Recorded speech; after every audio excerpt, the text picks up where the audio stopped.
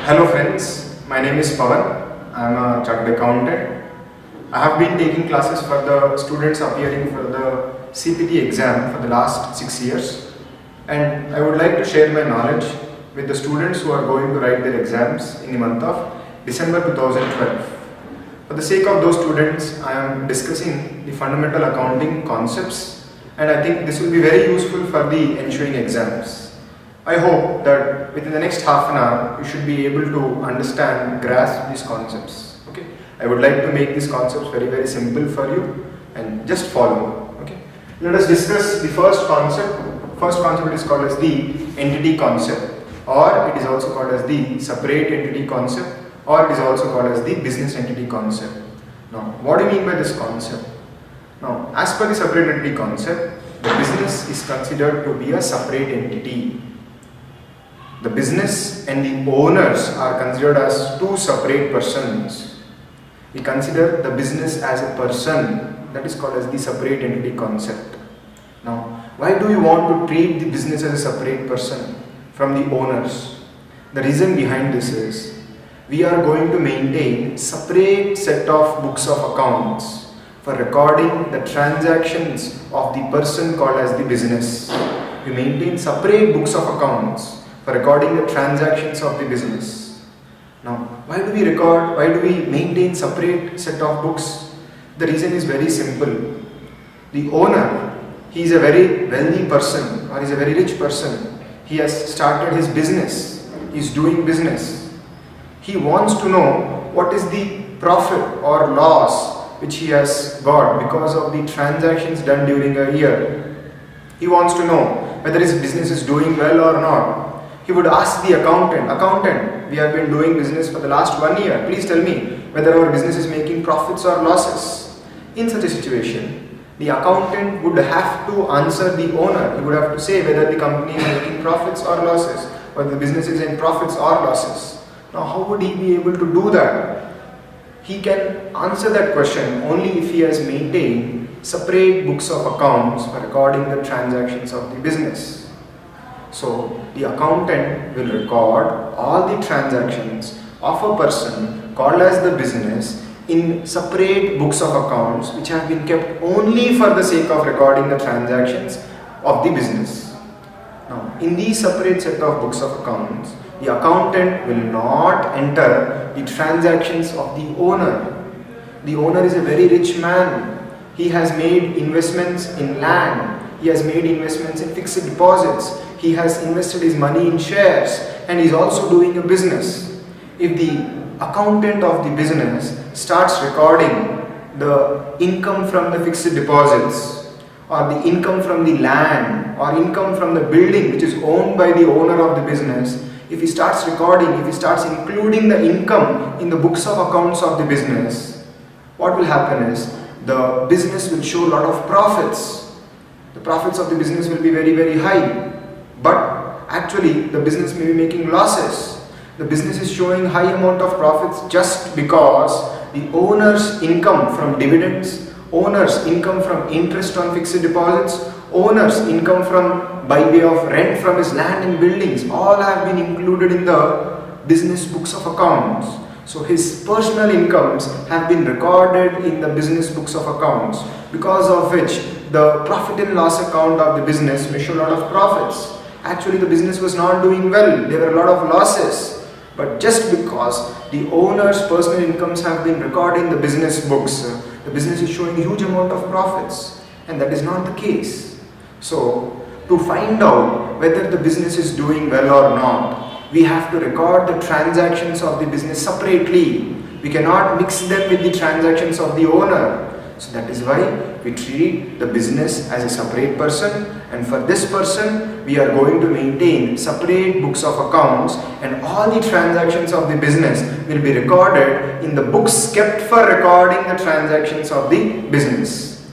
The owner's personal incomes, the owner's personal expenses which do not have any relationship with the business cannot be included or cannot be recorded in the business books of accounts. This is called as the separate entity concept. I will summarize. the business is considered as a entity. It is considered as a person separate from the owner. Business is separate, owner is separate. Now, examples where we have followed this concept, there are certain situations where we have already followed this concept.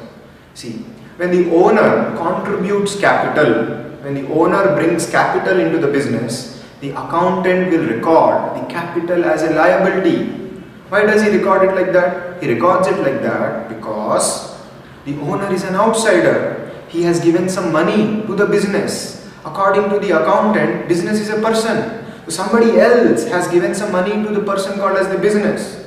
So it's a liability for the business. We have to repay this money to the owner whenever he demands. That is why we show capital contributed by the owner as a liability in the balance sheet of the business. Similarly, when the owner withdraws money from the business, or when the owner takes away some goods from the business, or when the owner has taken away an asset of the business for his personal use, we show it as drawings. Drawings can be shown on the asset side of the balance sheet. Now, so an outsider called as the owner is taking away cash, is taking away goods. So he is taking away money from the business. So we show it as an asset because he has to give the money back to us. So because we follow this concept, we show the capital contributed by the owner as liability and we show the drawings of the owner as an asset. Okay, so this is called as the separate entity concept, treating the business as a person separate from the owner. Okay, I think with this the concept would have become very clear for you. Now let us go to the second concept, money measurement concept. Now what do you mean by the money measurement concept? This concept is very simple.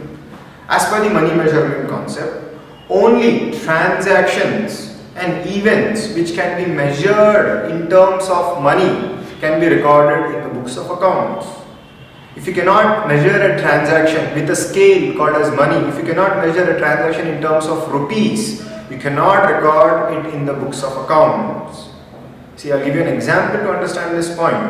Now, let us say the CEO of the company is sick.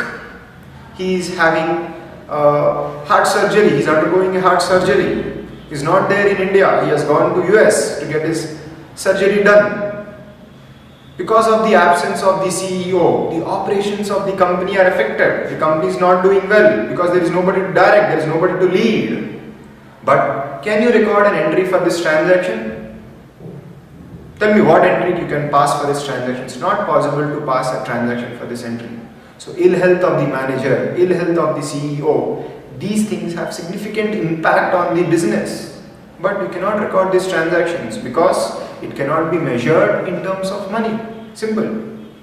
Or I'll give you another example. A competitor, let us say you are doing a business. You are doing a business of buying and selling goods. You are having a big store. You are running a supermarket.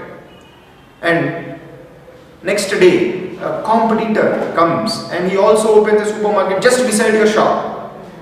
Now what will happen? Definitely your sales will be affected. There was a time when all the customers of the locality came to your supermarket, they bought goods from you, you got a lot of sales. But now what has happened? A competitor has come, he has opened a supermarket just beside your supermarket and most of your customers have started going to that shop. You are losing money, you are losing sales. But is it possible to record a transaction for this particular event? It's not possible. It's very difficult to record a transaction. I'll give you another example. You are giving very good working conditions to your workers. You have provided them with a lot of facilities. You have provided them with air conditioning. You have provided them with playgrounds. You have provided them with badminton courts. You have provided them with carom boards. And they have a lot of fun, entertainment at the office. They feel very happy to come to the office. Can you measure their happiness and record them in the books of accounts? It's not possible to do that. But that happiness definitely affects their productivity. They work well, they produce more goods, and because of which the cost reduces, your company is able to do more sales and your company actually succeeds. But is it possible to record the happiness of the workers in your books of accounts? It's not possible. So only transactions and events which can be recorded in terms of money can be recorded in the books of accounts. That is called as the money measurement concept. Okay, let us go to the third concept, going concern concept. Now, what do you mean by the going concern concept? Now, going concern concept means the company, your business organization, is going to continue in the foreseeable future. We assume that our business will continue in the foreseeable future. The size of the business will not be curtailed. We assume that our business will keep on going in the future, and it's not going to be stopped. It's not going to come to an end. That is called as the going concern concept. You say the company does not have an intention, or it does not have the necessity to close down. That is called as the going concern concept. You don't have either the intention or you don't have the necessity to close down. That is called as the going concern concept. Now, we already follow going concern concept in many situations. I'll give you an example. When you buy machinery, what is the entry you write? You write the entry, machinery account debtor to cash account. What's the logic behind the entry? We say machinery, it's an asset. Real account, coming in, debit. Cash, real account, going out, credit. We treat machinery as an asset. We show the machinery in the balance sheet asset side. We don't debit the machinery to the profit and loss account. We show the machinery in the asset side of the balance sheet. Every year, we cut a small piece of the machinery value and we debit it to the profit and loss account. And slowly the machinery is depreciated. Now, my question is, why do you treat machinery as an asset?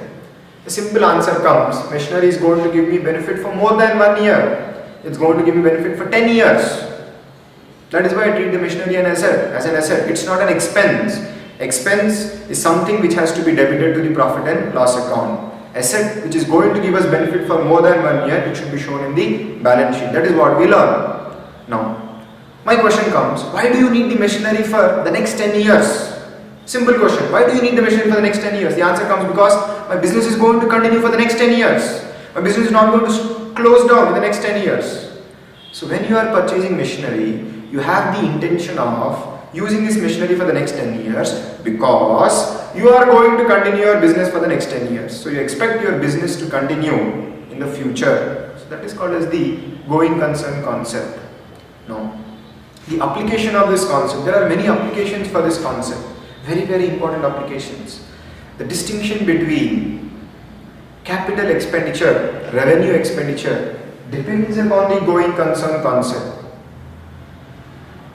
Now, what is a capital expenditure? It is an asset. What is a revenue expenditure? It's an amount, it's called as an expense which has to be debited to the profit and loss account. The distinction between capital expenditure and revenue expenditure depends upon going concern concept. See, I think you would have already learned joint venture accounts. Let us say a business has been started only for a period of 1 year. Within 1 year, the business will be closed down.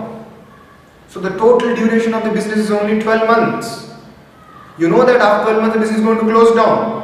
In such a case, there is no difference between a revenue expenditure and a capital expenditure. Even if you purchase an asset, even if you purchase a furniture, even if you purchase computer, even if you purchase machinery for this period of 12 months, there will be no difference between an asset or an expenditure because both of them are going to give you benefit only for 1 year. In such cases, the distinction between capital expenditure and revenue expenditure vanishes. There is no difference between capital expenditure and revenue expenditure. So, going concern concept is very important.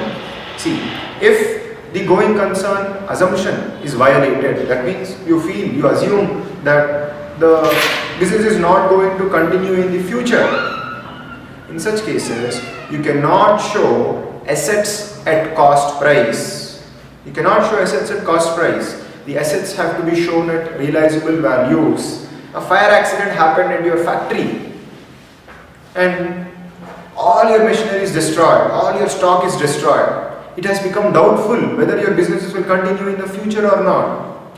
In such case, it is meaningless to show that I have purchased assets worth crores of rupees. It's meaningless to show machinery at crores of value in your balance sheet because all the machinery is destroyed in fire. If you sell it in the factory, you will get only the ash value. You are only going to get the value for the ashes, and it's going to be very less. In such a situation, In the balance sheet, it's wrong to show the assets at their cost price. We have to show them at their realizable values, the value which we will realize if we sell it in the market today. So going concern concept also affects the value which you show in the balance sheet for your assets. So I think you are able to understand the going concern concept now. We assume that the business will continue in the foreseeable future. The size of the business will not be curtailed. There is neither an intention to close down your business, nor there is a necessity to close down your business. That is called as the going concern assumption. If going concern concept is violated, if the going concern assumption is violated, there is no difference between a capital expenditure and a revenue expenditure. The difference between an asset and an expenditure depends upon the going concern assumption. If the going concern assumption is violated, all the assets in the balance sheet have to be shown at their realizable values. We cannot show them at their cost prices. This is called as the going concern concept. Now, let us come to the next concept, accrual concept. Accrual concept, or you can call it as the accrual basis of accounting. It's also called as mercantile system of accounting. It is different from cash basis of accounting. Now, what do you mean by accrual basis of accounting? What do you mean by mercantile basis of accounting? The meaning is very, very simple. You have to recognize revenues when they are earned. You have to recognize expenses when they are incurred. I'll repeat again. We have to recognize means to record. We have to recognize, we have to record revenues when they are earned. We should not wait for realization of cash. Expenses have to be recognized. Expenses have to be recorded when they are incurred. You should not wait for the payment of the cash. That is called as the accrual concept. Now, the question comes, when should I recognize revenue? What do you mean by revenue?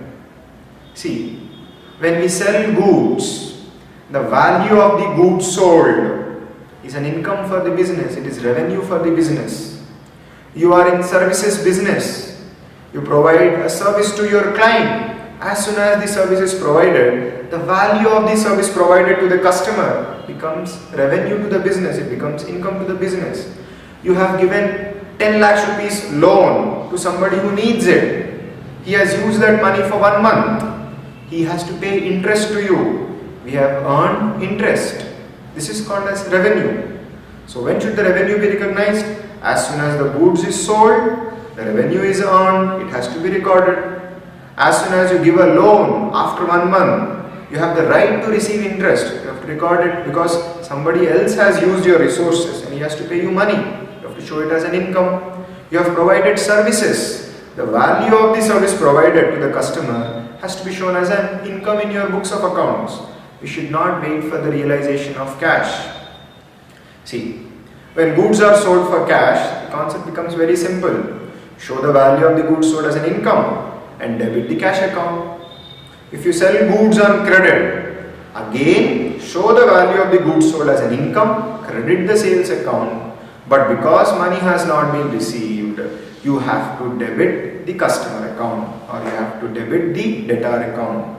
So we record the income in our books as soon as we sell the goods or as soon as we provide the service, or if somebody has used our resources, after a period of time he has to give us some consideration in return. We have to show it as an income. So as per the accrual concept, revenues should be recognized when they are earned. We should not wait for the realization of cash.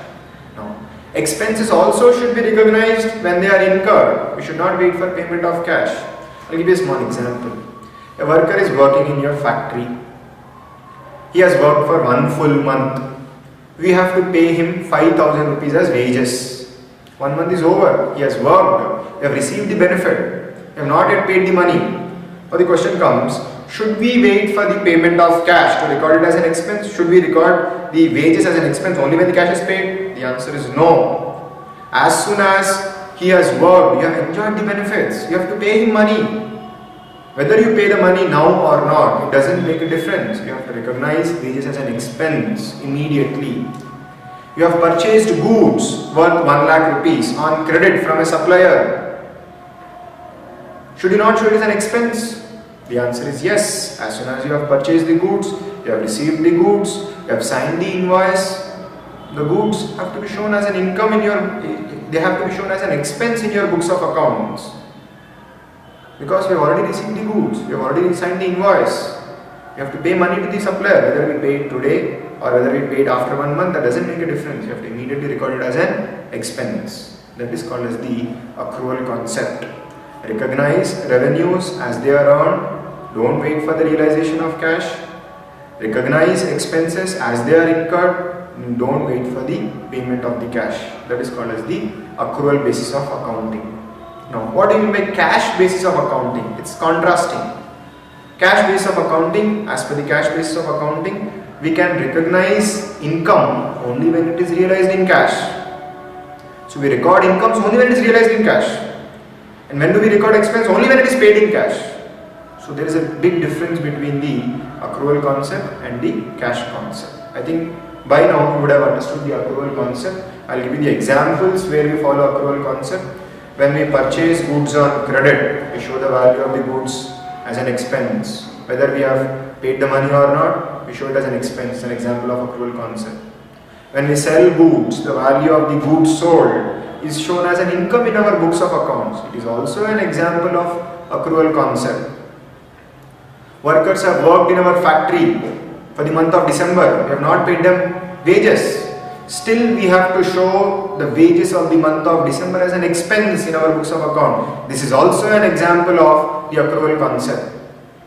You have deposited money in a bank. You have made a fixed deposit in a bank. You have earned interest for the month of January. You have not received it. You have not gone to the bank and taken the money. But still you have to show the interest earned for the month of January as an income in your books of accounts, even though you have not received money. This is also an example of accrual concept. So goods purchased on credit, goods sold on credit, outstanding expenses, income receivable, all these are examples of the accrual concept. I hope the concept has become clear for you. Okay. Now, what do you mean by the periodicity concept? What is periodicity concept? It is also a very simple concept to understand. See, if you want to find out the profits of a business, you want to find out with a lot of accuracy what is the profit earned because of doing this business. You want to find out that. You can find out the exact profits earned because of doing this business only when the business comes to an end. I think you will not be able to understand what I am saying. I will give you an example. A trader, a businessman started his business, let us say in 2001 with a capital contribution of 10 lakhs. A trader, a businessman started his business in the year 2001. He introduced capital of 10 lakhs into the business. He did business for the next 10 years. In 2012, he felt that he has become very tired. He is not having the energy to continue the business. He decided to close down the business. In 2012, he closed down the business. He sells away all the assets of the business. Not his personal assets. I am not talking about his personal assets. He sold away all the business assets. He realized a lot of money. He repaid all the creditors, he repaid all the bank loans, and he was left with 1 crore rupees. He sold away all the assets of the business, he paid all the creditors, he paid all the loans, he paid all the bank loans, and he is now left with 1 crore rupees. Now, the exact amount of profits which he has earned is 90 lakhs rupees. I'll add, this trader, this businessman, never added even a single rupee during the last 10 years. He never introduced even a single rupee from 2001 to 2012. He introduced 10 lakhs in the beginning, and after that he has never introduced even a single rupee into the business from his personal pocket. And he never took even a single rupee from the business to his home for the next 12 years. He never introduced 1 rupee from his pocket into the business, and he never took away 1 rupee from the business to his home. Starting, he introduced 10 lakhs, and at the end of the business he got 1 crore. The difference between this 10 lakhs and 1 crore is the profits earned by him, 90 lakhs. This is the exact amount of profits which he has earned. But the question comes, what should I do with this exact information? What will I do with this exact information? The answer is nothing. See, we would like to continue our business for the future, and we don't want to stop our business to find out our exact profits. So it's meaningless to find out exact profits. If you want to find exact profits by closing down your business, it's meaningless. So we don't want exact information about our profits. So what we do is, we divide the economic life of the business into intervals called as accounting periods. The economic life of the business is divided into intervals. Each interval is called as an accounting period. Now, generally, I think when you are preparing a trading account, profit and loss account, we write the heading trading account for the year ended 31st December 2012, profit and loss account for the year ended 31st December 2012. That means we are preparing a trading account for a year which started on 1st January and which has ended on 31st December. So our accounting period here is 1 year. We have divided the life of the business into accounting periods, and generally we take accounting period as 1 year. Now, sometimes accounting periods are calendar years. What do you mean by calendar year? Calendar year is a year which starts on 1st January and which ends on 31st December. That is called as a calendar year. Some businesses use financial year. What do you mean by financial year? Financial year starts on 1st April of this year and it ends on 31st March of the next year. So generally we take accounting period as a period of 12 months. We take 1 year as our accounting period. Now the question comes, why are we preparing trading account, P&L account for a period of 1 year? The answer comes, we are preparing trading account, P&L account for a period of 1 year because in 1 year we cover all the 4 seasons, or how many of our seasons may be there, we cover all the seasons. If we prepare a trading account for 1 month, let us say, if that 1 month is the boom time or is the season for our business, in such cases, there will be a lot of sales, there will be a lot of turnover, you will show a lot of profits. Next month, if you prepare trading account for 1 month, next month, it is an off season. There will be no sales, there will be no expenses, there will be no profits. We will feel that in this month we have made a lot of profits, in next month we have made losses. But that is not so, because in the season months, I think there are many businesses which have seasonal fluctuations. So if you are doing a business which is affected by seasons, in such a case, if you prepare trading account, P&L account for a period of less than 1 year, then your trading account and P&L account become uncomparable. I hope you are able to understand the point. Okay. So generally we take 12 months because 12 months will have all the 4 seasons in it. And if we prepare trading account for 1 year, all the trading accounts are prepared for 1 year, it's easy to compare them. Okay, and all seasons will be covered by this. That is called as the periodicity concept. We divide the life of the business into intervals called as accounting periods, and generally we use a calendar year or a financial year as our accounting periods. And for this 1 year, whatever transactions have been taken place or whatever transactions have taken place, we record them, we prepare a trading account, P&L account to find out what were the results of the activity which took place during this period of 1 year, to find out whether there are profits or losses, to understand whether our business is doing well or not. That is called as the periodicity concept. Okay. Now, let us come to the next concept, that is the cost concept. Now, what do you mean by the cost concept? The concept is very, very simple to understand. I think we all know how to prepare a balance sheet. When we are preparing our balance sheet, we show machinery, we show furniture, we show computer, we show buildings, we show land, we show vehicles, we show all the assets at cost. What do you mean by cost? See, for purchasing machinery, for purchasing our assets, we would have paid some money to buy these assets.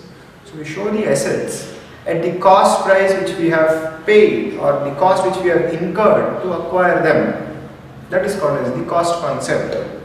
So we show all the assets in our balance sheet at cost price. The amount which we have paid or which we have incurred to acquire the asset, we show the assets at that value. That is called as the cost concept, or it is also called as the historical cost concept. Now, see, in the case of assets like land, 10 years ago,